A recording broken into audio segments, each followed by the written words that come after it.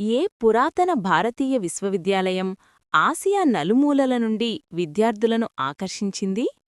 నళంద, తక్షశిల, విక్రమశిల. జవాబు ఏ. నళంద. భారతీయ శస్త్రచికిత్స పితామహుడిగా ఎవరిని పిలుస్తారు?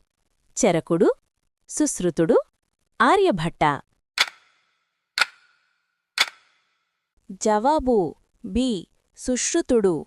కళింగ యుద్ధం తరువాత యుద్ధాన్ని త్యజించిన భారతీయ పాలకుడు ఎవరు?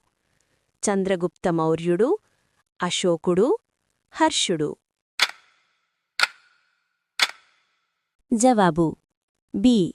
అశోకుడు. ప్రసిద్ధ అజంతా రాతి గుహలను ఏ సామ్రాజ్యం నిర్మించింది? మౌర్య సామ్రాజ్యం, గుప్త సామ్రాజ్యం, శాతవాహన సామ్రాజ్యం.